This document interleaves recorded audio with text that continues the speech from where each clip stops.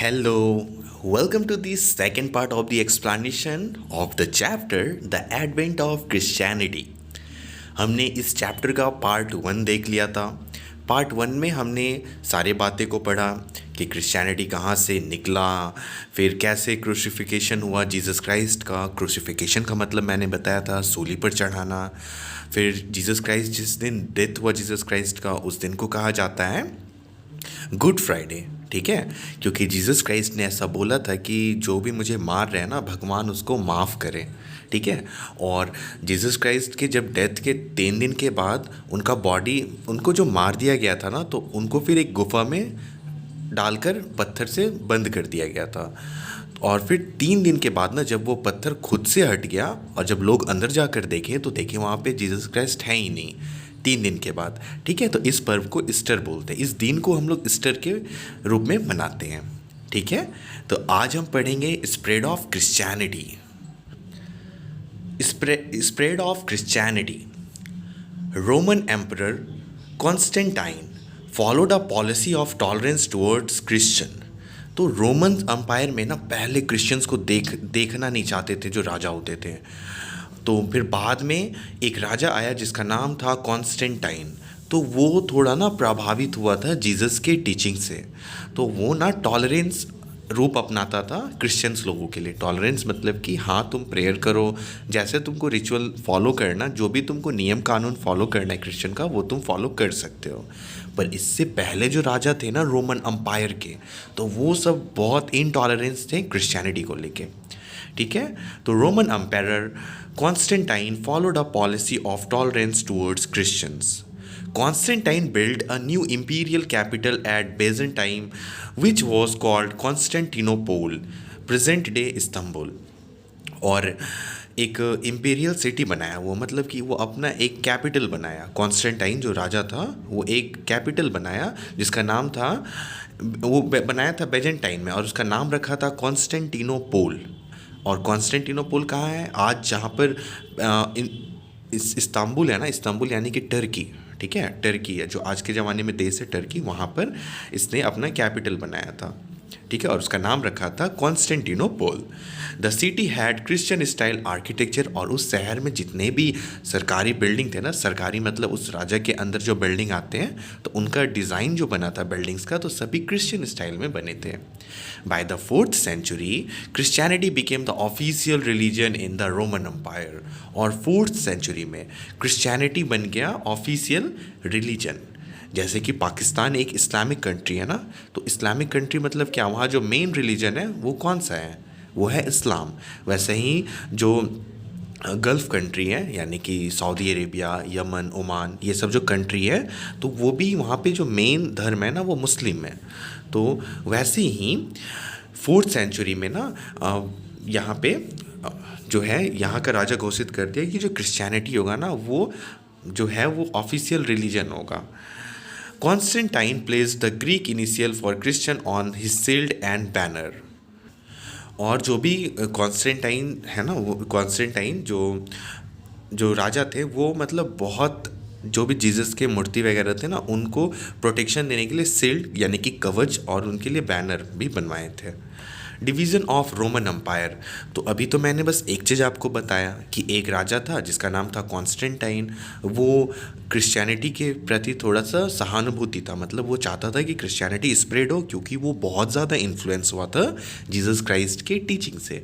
ठीक है, तो पहले यहाँ पे अब हम पढ़ेंगे division of the Roman empire. फिर बाद में ना रोमन अम्पायर भी बहुत सारे टुकड़ों में टूट गया।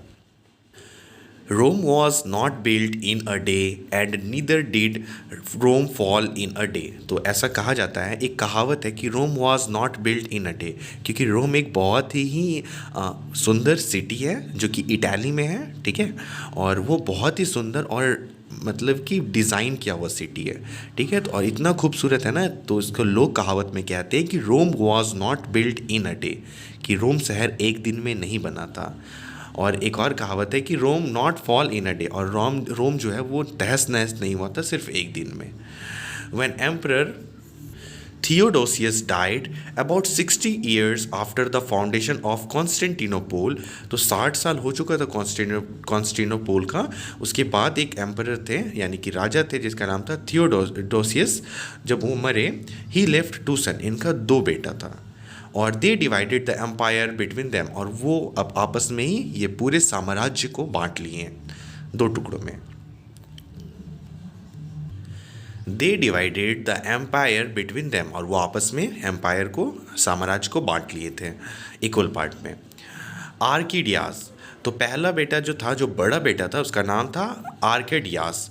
The elder son taking Constantinople as his capital ruled over the eastern empire, and Honorius जो दूसरा था, अ चाइल्ड ऑफ 11, बस वो 11 साल का था, छोटा वाला बेटा, became ruler of the western empire with the Rome as his capital. तो थियोडोसियस, ठीक है, थियोडोसियस जो राजा था वो, उसका दो बेटा था, पहले का नाम था आर्किडियास और दूसरे का नाम था होनोरियस, ठीक है, होनोरियस। तो आर्किडियास जो था ना वो बड़ा बेटा था, और वो कॉन्स्टेंटिनोपोल वाला जो साइड था उसे वो अपना साम्राज्य बना लिया, ठीक है, और इस मतलब कि वो ईस्ट पार्ट ले लिया। देखो ये जो पिंक कलर में आपको दिख रहा है ना, कॉन्स्टेंटिनोपोल यहाँ पे है, तो ये सारा पार्ट जो है वो आर्किडियास ले लिया था। और जो दूसरा वाला बेटा था जिसका उम्र मात्र 11 साल था, 11 साल में वो राजा बन गया था, उसका नाम था होनोरियस। तो वो कैपिटल सिटी रोम, देखो यहाँ पे रोम दिख रहा है आपको, तो ये रोम पार्ट को वो इस साइड का इसको मिल गया था राज्य। It was upon Rome and the Western Empire that the full force of barbarian onslaught fell. तो ये जो वेस्टर्न पार्ट है ना, जिसका राजा मात्र 11 साल का था, उस पर ना बारबेरियन ने हमला करना स्टार्ट किया। ऑनस्लैट का मतलब होता है हमला करना, और ये वेस्टर्न पार्ट में पूरा हमला होने लगा बारबेरियन का। अब ये बारबेरियन कौन है? तो देखो, invasion of the Roman empire यहाँ पर लिखा हुआ है ना। तो बारबेरियन जो थे, और देखो इनका किंगडम, ये था ईस्ट पार्ट जिसका कैपिटल था कॉन्स्टेंटिनोपोल, और जो ये था सदर्न पार्ट जिसका कैपिटल था रोम, ठीक है। तो बारबेरियन ना, और भी जो यूरोपियन कंट्रीज़ थे, यूरोपियन कंट्रीज़ जो थे, उनका जो ट्राइब, उन वहाँ पे रहने वाले ट्राइब्स का मतलब होता है जनजाति, ठीक है। तो वहाँ के जनजाति जिनका मतलब नाम था हून्स था, ठीक है, और फिर आप देख लो यहाँ पे विजिगॉथ था, वैंडल्स था, ये सभी ना मतलब हमला करते थे, ठीक है, इन पे। और वेस्ट पे ना बहुत हमला होना स्टार्ट हुआ, यानी कि जो छोटे वाले राजा थे इन पे बहुत हमला होना स्टार्ट हो गया था, ठीक है। देखो यहाँ पे आपको दिख रहा है एंजल, सैक्सॉन्स, ठीक है। तो ये सभी ट्राइब्स थे और ये सब हमला करते थे। तो आपको बारबेरियन कौन थे वो समझ आ गया। बारबेरियन ना यूरोपियन कंट्रीज़ के छोटे छोटे ट्राइब्स थे जो कि हमला किए थे रोम पर, ठीक है। आगे भी पढ़ेंगे और भी समझ आएगा। These tribes attacked and plundered many Roman territories including Rome। तो ये जो ट्राइब्स थे, बारबेरियन लोग जो थे, ये सभी ट्राइब्स थे, और दे अटैक्ड, और ये हमला करते थे, एंड प्लंडर्ड मतलब लूट लेते थे उस जगह को। मैनी रोमन टेरिटरीज, बहुत सारे रोमन टेरिटरीज को लूटे, इंक्लूडिंग रोम। रोम तो कैपिटल था ना, तो सोचो वहाँ पे कितना खजाना होगा। तो यहाँ पे भी रोके। The fall of the city of Rome and the Western Empire did not put an end to the Roman Empire। और the fall, फिर इसका मतलब होता है the fall of the city of Rome and the Western Empire did not put an end to the Roman Empire। तो रोम को लूट कर पूरे तरीके से तहस नहस कर चुके थे, पर इसका ये मतलब नहीं हुआ कि रोमन अम्पायर ख़त्म हो गया, क्योंकि अभी ईस्टर्न पार्ट में भी तो रोमन अम्पायर है ना, जिसका कैपिटल था कॉन्स्टेंटिनोपोल, ठीक है। The eastern empire survived for another 1000 years. ये तो तबाह हो गया वेस्टर्न, बट जो ईस्टर्न था ना, तो ये बहुत सालों तक सर्वाइव किया। मतलब कि बारबेरियन इन्वेज़न का मतलब आक्रमण करना, तो बारबेरियन इन्वेज़न के 1000 साल तक के बाद भी ना ये सर्वाइव कर गया था। There were many factors which led to the decline of the Roman Empire. Let's discuss them। पर ये भी 1000 साल तक सर्वाइव किया, बट उसके बाद क्या हो गया, उसके बाद ये ख़त्म हो गया।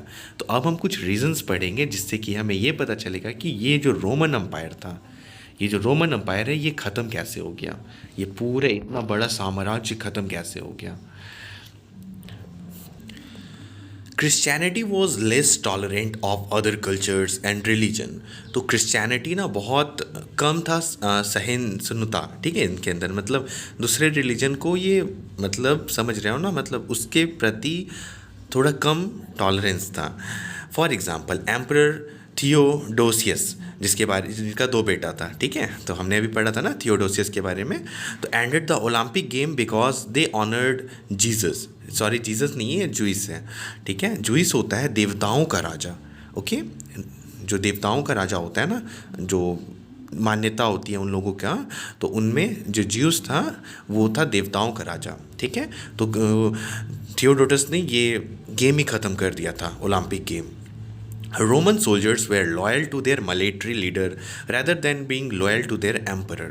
तो देखो क्या होता है, इतना बड़ा साम्राज्य है ना, इतने बड़ा किंगडम है, तो क्या रोम पे रह के और कॉन्स्टेंटिनोपोल पे रह के क्या पूरे शहर पे कभी पूरे शहर पर रूल किया जा सकता है क्या?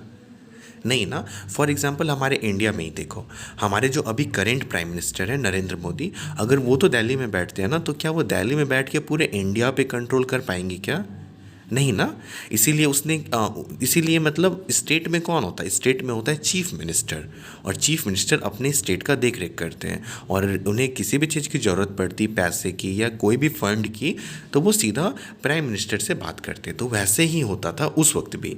रोम में तो राजा बैठे हुए रहते थे, कॉन्स्टेंटिनोपल में तो राजा बैठे हुए रहते थे, पर यहाँ जो छोटा छोटा जो शहर है, यहाँ जो छोटा सा शहर है, इसमें अगर कोई प्रॉब्लम होता था ना, तो यहाँ के राजा देखते थे, ठीक है, यहाँ के जो छोटे राजा होते थे ना, तो वहाँ देखते थे, और उसे हम लोग उस वक्त कहते थे मतलब सेनापति कहते थे, ठीक है, वहाँ छोटे राजा जो होते थे उसे सेनापति कहते थे।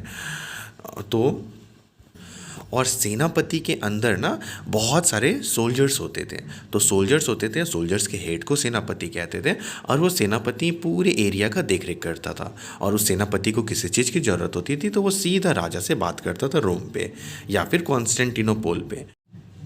तो यहाँ पर जो सबसे इम्पॉर्टेंट बात थी वो ये था कि ये जो अगर छोटा सा भी कोई स्टेट है, तो इसका जो राजा था यानी कि जो सेनापति थे, और सेनापति के नीचे बहुत सारे सोल्जर्स होते थे उनका, तो उनके जो सोल्जर्स होते थे ना, वो लॉयल होते थे, यानी कि वफ़ादार होते थे अपने सेनापति को लेके। उसको मतलब नहीं होता था कि यहाँ पे रोम में कौन बैठा है, कैसा राजा है, मतलब उसको कोई फ़र्क ही नहीं पड़ता था। इसका सेनापति जो उसके सोल्जर्स को बोलते थे वही उसके सोल्जर्स सुनते थे। और कई बार ये होता था ना कि उनके जो सोल्जर्स होते थे, और उनके सोल्जर्स को सेनापति कह देते थे कि ये अब एरिया को हम लोग को अपना एक अलग देश बना लेना चाहिए, ठीक है। तो ऐसे ही में ना, मतलब बहुत बार होता था कि कोई भी छोटा सा स्टेट है ना, तो वो अपना एक देश बना लेते थे, अलग हो जाते थे राजा से, समझ रहे हो ना। तो यहाँ जो पॉइंट 2 दिया हुआ है ना, Roman soldiers were loyal to their military leader, यानी कि अपने सेनापति के साथ लॉयल थे, यानी कि वफादार थे, rather than being loyal to the emperor.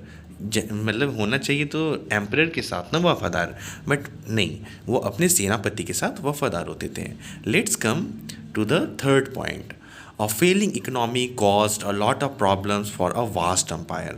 और वहाँ की जो हालत थी ना, मतलब गरीबी बढ़ता जा रहा था रोमन एम्पायर में, और बहुत सारे रीज़न हो सकते हैं, क्योंकि बहुत मतलब बारिश हो जाना या फिर सूखा हो जाना, जिसके कारण फसल नहीं होना, और फसल नहीं होगा तो टैक्स नहीं देंगे किसान सरकार को, और अगर किसान सरकार को टैक्स नहीं देंगे तो सरकार के खजाने में पैसे कैसे बढ़ेंगे? तो इसके कारण ना, मतलब इकोनॉमी फॉल हो रहा था, गिर रहा था।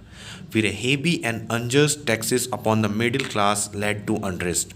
और जो मिडिल क्लास के लोग थे, यानी कि कारपेंटर हुए, लोहार यानी कि गोल्ड स्मिथ नहीं, ब्लैक स्मिथ हुए, और किसान हुए, ये सभी मिडिल क्लास है ना। तो मिडिल क्लास के लिए बहुत हाई टैक्सेस थे, उनको बहुत हाई टैक्स पे करना होता था राजा को, तो जिसके कारण बहुत हालत ख़राब हो गए थे। Romans became lazy and comfortable with time. और इससे पहले जो जितने भी राजा हुए करते थे ना रोमन एम्पायर के, वो बहुत ही ज़्यादा डेडिकेटेड और एकदम जोशीले होते थे कि अभी हमें और कब्जा करना है, और जगह को कब्जा करना है। पर जैसे जैसे समय बीतता गया, राजा सब मतलब लेज़ी होने लगे, ठीक है। तो जो राजा आने लगे नए नए, वो लेज़ी होने लगे, और उन्हें कोई मतलब ही नहीं रहता था कुछ नया जगह जीतने का। ये भी एक बहुत बड़ा रीज़न है कि रोमन अम्पायर गिर गया।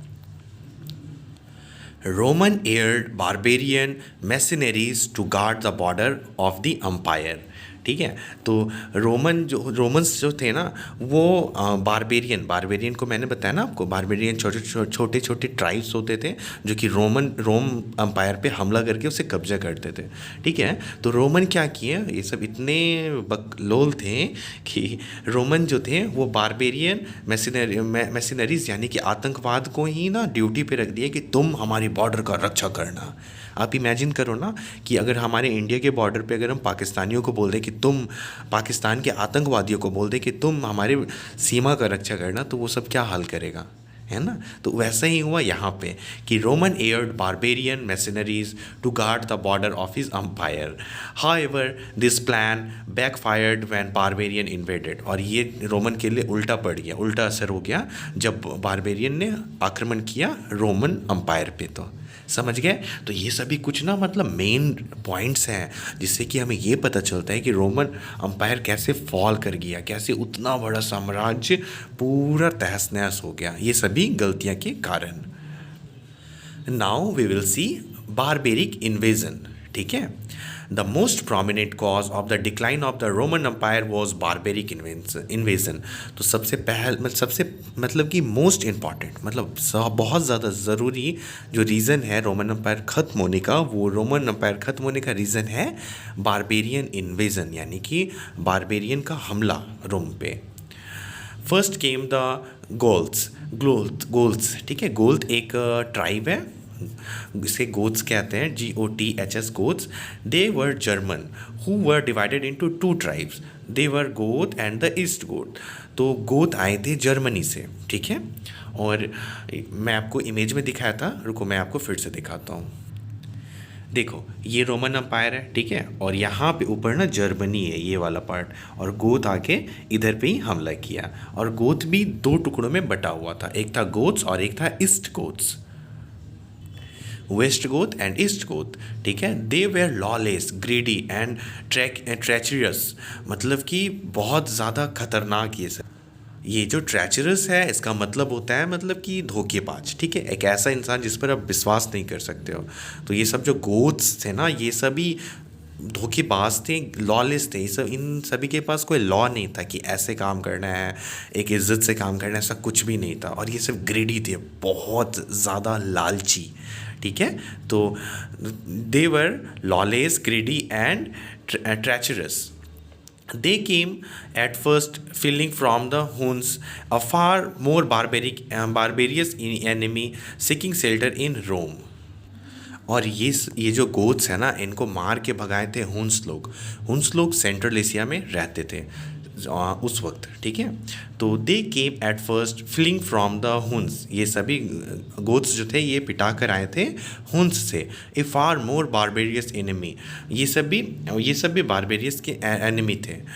सीकिंग शेल्टर इन रोम, और उन लोगों को भी रोम में रहने की जगह चाहिए थी। They found the protection they desired, और उन लोगों को रहने की जगह मिल गई और प्रोटेक्शन भी मिल गया जैसा वो चाहते थे। But turn against the man who provided them with it, और फिर जो लोग रखे थे उन्हें उस पर ही ये सब हमला कर दिए। मैंने आपको पहले ही बताया था ना कि ये सभी धोखेबाज थे, ट्रेचरस लोग थे ये सभी। Under their young king Alaric, the Visigoth attacked the empire again and again. और फिर एक यंग किंग थे एलारिक, और जिसपे the Visigoth attack the empire again and again. और विजीगोथ जो एक ट्राइब थे, मैं आपको इमेज में शो कर देता हूँ। देखो आपको यहाँ पे दिख रहा है विजीगोथ, VISIGOTH, विजीगोथ। तो यहाँ पे ये लोगों ने भी आक्रमण किया। तो under their young king Alaric, king का नाम था एलरिक, और वो बहुत जवान थे। ठीक है, जवान थे। द विजीगोथ अटैक्ट, और विजीगोथ के जो राजा थे इसके नेतृत्व में ये सब बार बार अटैक किए थे रोम पे। Twice he led siege to Rome, और फिर ये रोम पर कब्जा कर लिए। The third time he came and plundered the city, ये आए शहर में और अच्छे से लूट कर चले गए। Wave after wave, such group as Vandals, Angles, Saxons, Franks and Lombards took turn in ravaging the empire, eventually carving out areas to settle down. ठीक है, और ऐसे ही सभी आते गए और यहाँ पर लूट कर जाते रहे. The Angles and Saxons populated British Isles, and the Franks ended up in France. In 476 Christ era, Romulus, the last Roman emperor in the West, was overthrown by the German leader Odoacer, who became the first barbarian ruler of Rome. सभी तो आते थे, ये सब जो थे barbarian, वो तो आते थे और लूट कर चले जाते थे, पर जो सबसे पहला राजा जो मतलब कि लूटा और अच्छे से रोम पर कब्जा कर लिया और वहाँ का राजा बन गया, वो था ओडासियर. ठीक है, तो आई होप आप समझ गए होंगे. ये जो है बारबेरिक इन्वेजन, बारबेरिक इन्वेजन में हमला जो किया था, और भी जो छोटे छोटे देश थे यूरोप के, उन्हें ही कहा जाता है बारबेरिक इन्वेजन. और ये पूरे इतने बुरे तरीके से रोमन एम्पायर को ख़त्म किया कि क्या ही कहना. ठीक है, पूरे तरीके से उतने बड़े साम्राज्य को ख़त्म करके रख दिया. Rise of Byzantine. ठीक है, ये बेजेंटाइन भी एक साम्राज्य है. ठीक है, तो ये कैसे उदय हुआ इसका, यानी कि ये कैसे फैला. The eastern Roman empire is sometime called the Byzantine empire. तो ईस्टर्न रोमन अम्पायर है ना, देखो ये वाला पार्ट है ईस्टर्न रोमन अम्पायर. ठीक है, ये वाला पार्ट है eastern Roman empire. After the capital city of Byzantium, Greek was the main language in the Byzantine Empire. Greek जो था वो main language था. The Western Roman Empire became the seat of the Roman Catholic Church. जो Western था ना, जो Italy वाला side का था Western, तो वो वहाँ पे जो चर्च था ना, उसे कहते थे Roman Catholic Church. And the Eastern Byzantine Empire became the seat of Orthodox Church. और thus the Christianity was the only unifying factor despite the decline of the Roman Empire. Under its influence, most of European adopted Christianity. और फिर बाद में ना Christianity भी दो टुकड़े में बट गए. जो बेजेंटाइन यानी ईस्टर्न बेजेंटाइन था वो फॉलो करने लगा ऑर्थोडॉक्स चर्च, और जो वेस्टर्न वाले थे वो करने लगे रोमन कैथोलिक चर्च को बिलीव. ठीक है, तो इससे भी हुआ कि रोमन एम्पायर कमज़ोर हो गए. बट जो एक चीज़ था वो क्रिश्चियनिटी बहुत ज़्यादा तेज़ी से फैल रहा था, और पूरे यूरोप में क्रिश्चियनिटी धर्म जो है सभी लोग अपनाने लगे थे धीरे धीरे. अब हमें पढ़ना है emergence of the Turks and Mongols.